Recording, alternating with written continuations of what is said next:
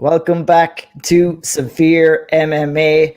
Today I'm joined by UFC bantamweight Tony Gravely, just after his UFC 270 win against Simon Oliveira. Tony, thanks so much for joining me today. We were hoping to get you on before the fight, but things happened. We couldn't make it happen, but here we are. We're back again. It's great to talk to you again. How's everything going for you? Yeah, I'm great. Everything's great. After the fight, I took like about a week off to kind of chill and spend more time with my wife, and now I'm back into the gym, so kind of back to the normal routine of working out again. Nice, nice. Well, I'd like to get into that fight maybe a little bit later on, but first, the last time that we spoke was ahead of your fight with Nate Maness, and I just was curious to just maybe talk about that fight, if you don't mind, for some few minutes here. You know, Looking at the fight, and I remember watching it back, and it was a fight that you almost won really at the end of the first round. You had him hurt. I think if the fight was gone another 10 or 15 seconds longer, it probably would have been over. You got into round two, things didn't go your way. I mean, how was it taking a loss like that when you were on the cusp of victory? I think that one, I've lost before, and losses suck regardless. That one. I guess the best word to describe would be like bitter. I was a little more bitter about it. Being so close to winning and then losing. Like you said, at the end of the first round, I dropped him, and you could say if I had maybe 5 to 10 more seconds left, probably more than likely would have finished the fight right there. There were things I look back, things I could have done to have finished it within that time. Like things I feel like I could have done. Maybe if I'd have just stepped back, he would have been unresponsive and it would have been waved off. And then going into the second round, got a little wild and stopped doing the things that got me to that point in the first place. I just started slugging, swinging. My defense wasn't good, which, I pride myself on my defense because I've had, almost 30 fights now. I think almost 30 fights. Yeah, almost 30 fights as professional, and I've never been dropped, never been hit with a really clean shot that hurt me. So kind of upset that that I got dropped and got finished because the punch wasn't even like one of those super hard ones. It's the ones that you don't see, the ones that just catch you off guard. I was in the middle of swinging too, but he beat me to the punch. So and he dropped me and finished the fight. But like I was bitter for a little bit, didn't want to watch any of the other fights for a while. And then I had my little pity party for like a week or so, and then I got back to the gym and just try to put it behind me and get onto this fight. Mm-hmm. And if I could just talk about this fight a little bit longer, I mean, the fact that you hurt him at the end of round one, did it kind of bring you into round two maybe with a different mentality and kind of put you off your game plan a little bit? Yeah, it did, because the only thing I was thinking about was like, man, if I just land one more, and it didn't. But the thing is, it didn't have to be as big as I want it to be. I want this. You want this dramatic ending. You want to see him. You want this big, huge blow, and you want to see him drop. But like, if I would have just kept touching him and kept mixing up like I did in the first round, I would have gotten to that point without leaving myself vulnerable. But that was a learning experience. So it was the first time I've ever been dropped and been in the situation where I kind of lost my focus in the middle of the fight. So that was a good learning experience, and now I've got that to look back on and remember. You remember really. I remember things very vividly. When it comes to losing. So and I usually don't do the same thing, make the same mistakes. So now I know, and I can use that going forward. And what lessons did you take from that fight? I know you mentioned a couple of things you could have stayed back in the fight. After the fight, it was your first kind of TKO knockout loss. First time you've been hurt in a fight. What kind of lessons did you take from that fight and bring in to your next camp, or did you give yourself some extra time off, or what was the aftermath of that fight like after you fought Nate Maness? After it was kind of the same. I took a week off like I usually do, and I got back in the gym and did the same thing. I wasn't hurt or anything. I lost the fight, but I wasn't. I didn't feel like I was any different than. I didn't feel like I had any major injuries, like my brain was messed up or anything like that. So I took a week off and got back into the gym. But the things I got from the fight is just pretty much staying composed. The fight's not over until it's over. That goes on both sides of the car. But no matter what side of the fight you're on. So the fact that I got a little sloppy and that I rushed it, I kind of kicking myself on that. But that just continuously mixing it up. I mixed it up a lot more in the first round, and just making sure to continue to do that from here on out is what's going to get me to those clean strikes that in fights. Perfect. And then, you took those lessons, you went into camp, you got set up with a fight, pretty dangerous striker in Simon Oliveira. Was it something that you felt that you had to prove where accepting a fight against, Simon is very good all-round fighter, but he would have been known for a couple of devastating knockouts and stuff like that. So, I mean, when you got offered that fight, Tony, was it something that, this is a chance for me to prove that I can go in there with a dangerous striker and do get through the fight and win the fight?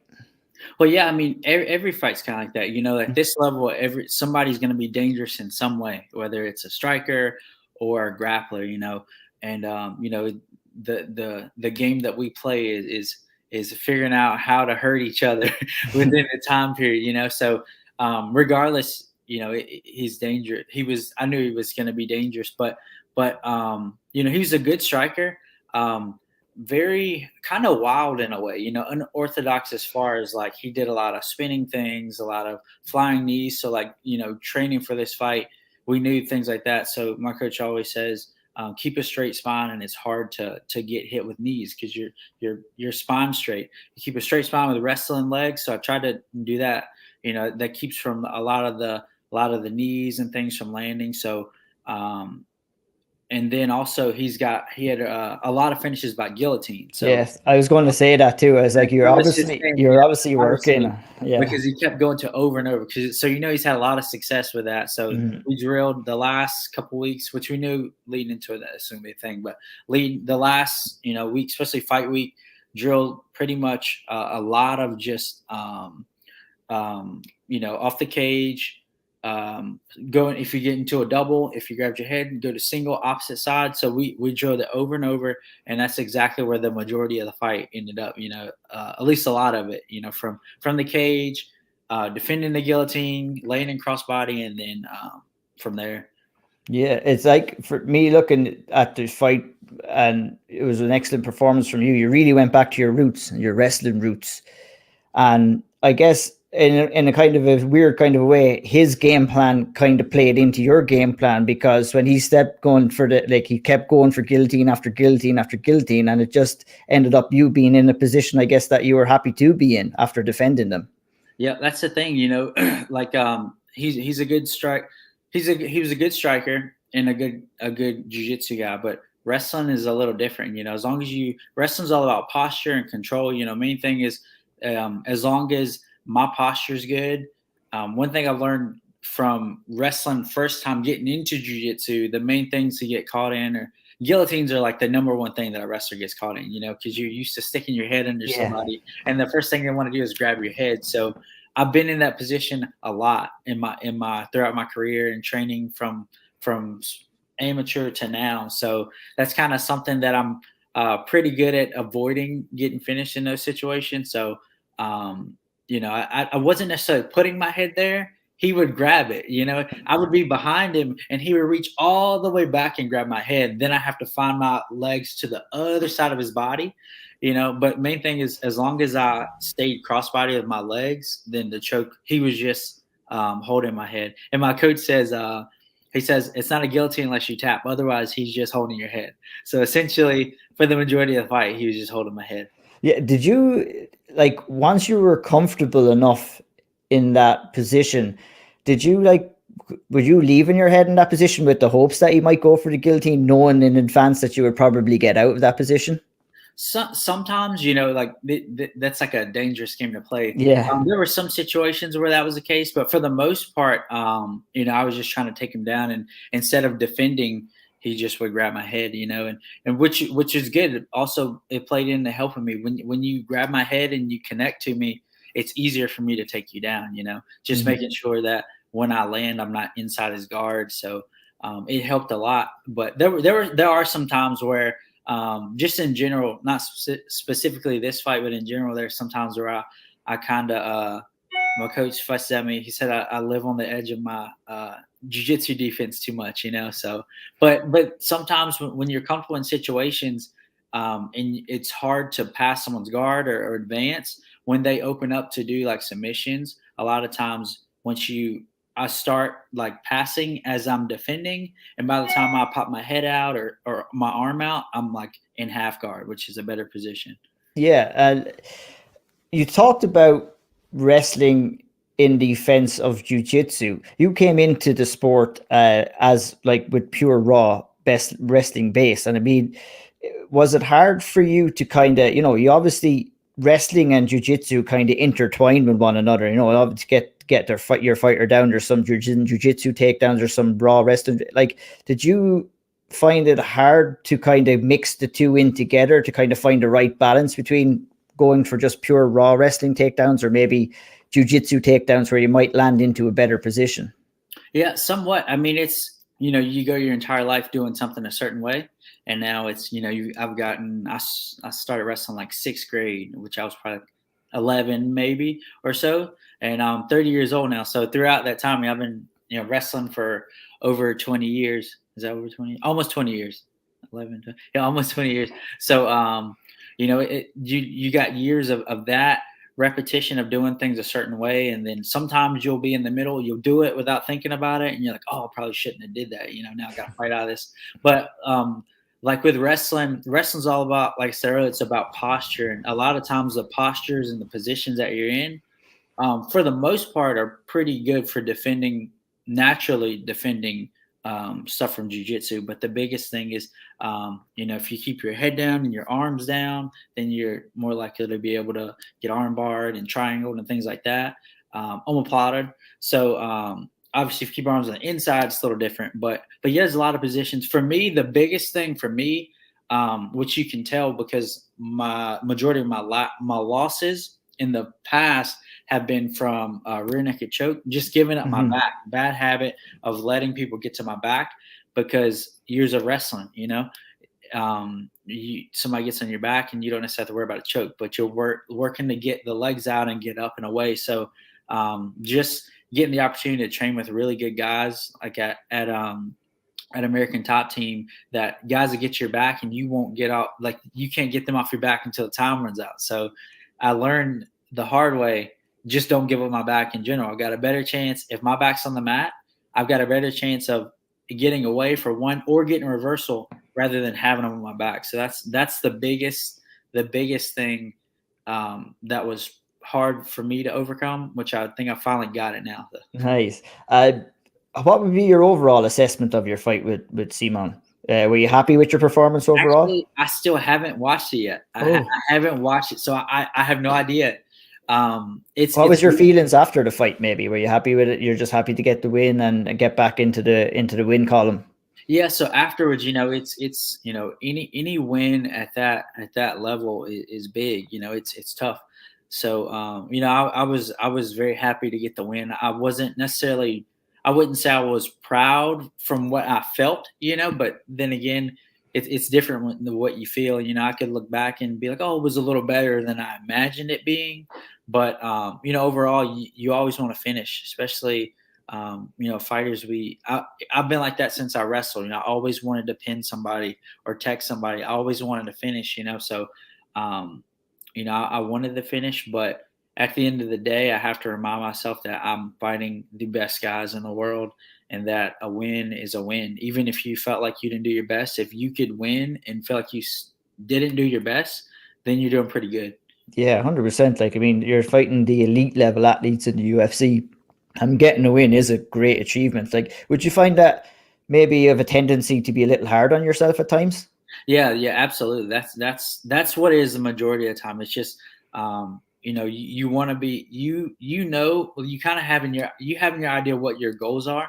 So you expect you expect so much of yourself. So when you don't really reach what you expected into the fight, then sometimes it's easy to beat yourself up. And, I don't really get down on myself, but, it's easy I'm my worst critic. So that's kind of why it's hard for me. I know I'm going to watch the fight, Mhm. but watching myself do something, and I'm gonna say, man, I should have did this, or why are my hands so low, or why did I do this, but it's something that it's good to watch. I'm gonna watch it's only gonna help me assess what I did right and did wrong, and it'll help me fix those things and maybe go back to doing whatever was successful in whenever in the future.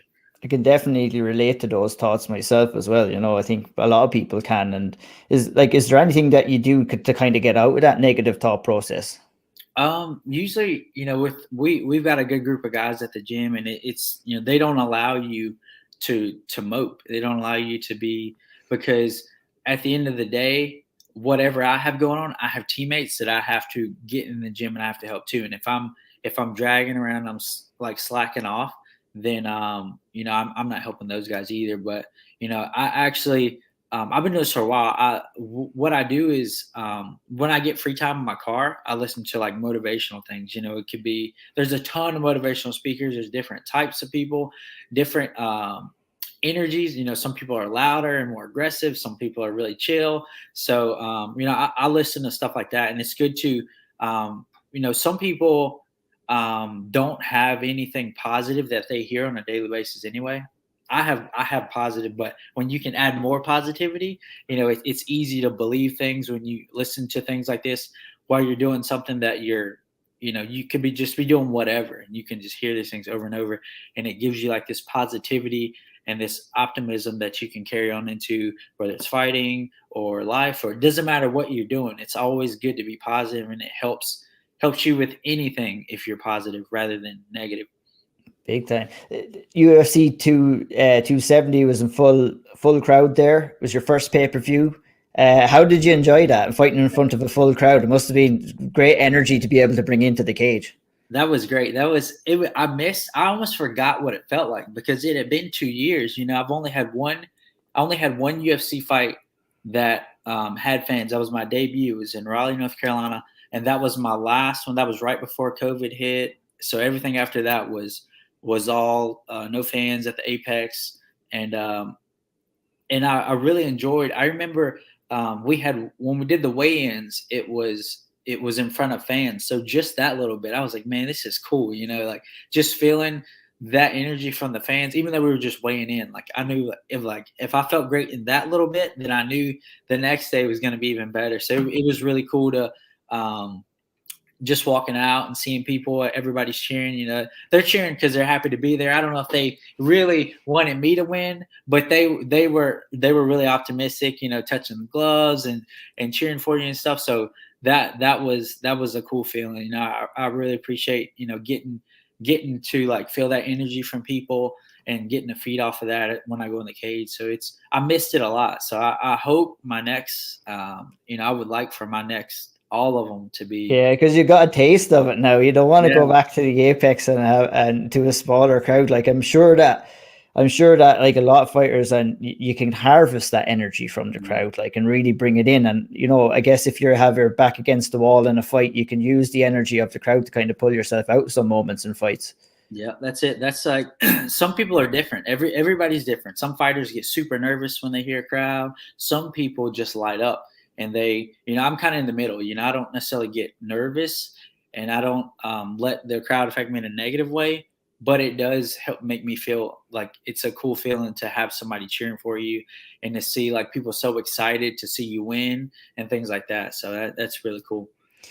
I have a rule of thumb when I write some previews and stuff like that, and when a fighter has above 25 fights, I like to call them a veteran. I mean, you're at what, 27, 28 right now? I think I'm 29. 29. And you're only 30 years of age. Would you consider yourself? I know, and fighters are always going to be learning, and they'll always pick up new skills all the way along the way. And would you consider yourself a young veteran of mixed martial arts now? I don't know. fight wise, like number of fight wise, I'm a veteran. If you go by the years of which I've had a lot of fights in a short amount of time. So I think I turned pro in 2015. So was that almost 7 years now? Yeah. Like 6.5 years. So that's really not that much. That's really not veteran years, but veteran experience in the cage. So even though I would be considered a veteran, I'm still learning a lot because we're all learning a lot. But I'm learning a lot because I've got 6.5 to 7 years of training in general in this sport. So I'm still pretty green in certain areas. So each time I go out there, I try to show something new. But I guess I'm like a semi-veteran kind of. That's good. So you said after the fight you took a week off, you relaxed, you're back to the gym now. What does Tony Gravely do in his week off? What do you do to kind of unwind after a fight? Me and my wife, we went out and we played some top golf, which I'm not good at golf. I suck. Have you ever been to do they have a top golf where you're from? It's like Not where I'm from, but I'm aware of it, and I've played something similar before. But yeah, it's just it's kind of like a out there driving range where you have to hit yeah, targets and stuff. Yeah. yeah, and I'm not good. So like driving, horrible. I can never make it land where I want it to. So then we got to where I would barely hit it just to make it land into the target. But she's much better than I am at golf, so she's doing better than me. But we did that. Ate a lot. We like to do puzzles, so we're like old people. I've seen that. We do a lot of Yeah. puzzles, and I'll post them. Pretty much like every other night we do a puzzle. So it started when, like at the beginning of COVID, when they start quarantining, we're like, man, what are we gonna do at the house? Like we're just gonna sit there and watch TV. Like so, we went to Dollar Tree for $1. They have like 500-piece puzzles, so we just go there, we get puzzles, and right now we just do 500 pieces. Eventually we're going to get to 1,000. But the thing is, it takes up so much space, That's it. You need a lot of space. You need one of those mats so you can roll it up at times. Yeah, that's what we need. Because it takes a lot of space, and we have cats. So our cats are like, the longer it's out, the more chance we have to lose something. And I would be so upset if I do a 1,000-piece puzzle and I'm missing one piece. I would be so mad. But we'll try it though. We'll get into the 1,000 pieces. That's cool, man. We'll see you. We probably won't see you on the PGA Tour after you're all said and done and fighting. We'll probably see you making some puzzles and stuff like that. But that's a good way to do it as well. Tony, what's next for you? What do you want next? Honestly, I would like to fight like 4 times this year. That would be great. Last 2 years, all my years in the UFC, I've fought like 2 times a year. So I would like to fight more than that. 3, at least 3, but I would like 4. 4 would be great, or more if possible. But I just want to be active. I'd like to hopefully fight. Like I'm going to do a little bit of traveling. End of I guess in like 2 weeks, we're gonna go to Universal with my in-laws, my wife and her parents, and then in March, I'm going to have to go back home and I'm going to go to my cousin's wedding and stuff. So I would like April. I think April would be good. Give me some time to get through, my personal stuff and see my family and things like that. But also give me time to be back in shape to get back in the cage. So I saw where they have a April 9th. They have one in Jacksonville. So that would be great. That's actually I think that's Jorge and Colby on that card. And also, no, it's not. That's that's March. Is it? I believe it's Gaethje versus Oliveira for the lightweight title, or I think it might actually be. I just looked at it. Volkanovski, I think, isn't it? Volkanovski and Korean Zombie, yeah. And Jan and Sterling. Yes. Yeah, that's the one. But that's in Jacksonville. That would be cool. So it's just a stone's throw away from you. It's not too far to have to go there. Eh? Yeah, it's a lot closer than Vegas or California. So that would be cool. So hopefully, I'm sure a lot of people from the gym would come up too. So have a lot of people there. So that would be a good card to get on. I'd like to get on that one. If there was a name out there that you'd like to fight in that card, who would it be? I'd like to fight. His name's Chris Gutierrez. He had mentioned fight me before, and it's not like there's any animosity or anything. People talk about fighting each other, but he had mentioned fight me before, and I actually kind of forgot about it until my father-in-law had mentioned it. And I would like to fight him. He's a tough guy. He's got a good record in the UFC. I think he's maybe like 4-1 or 5-1 in the UFC. So I'd like to fight him. I think that'd be a good fight and a good like next step fight. Nice. And then, like, how far do you want to progress, and how quickly? Like, Gutierrez, you said you'd like to fight again. Would you see, like, if you were successful against Gutierrez, would you be looking for a top 15 to progress that way up along the ranks? And how quickly do you want to progress? Yeah, I mean, I want to be here for the long haul. So, I kind of take it as I go. But my goal is to be, I'd like to be top 15 by the end of the year. I know that there's a lot of really good bantamweights out here. The weight class is stacked, good people from top to bottom, and I think I know that I have the skills to be top 15.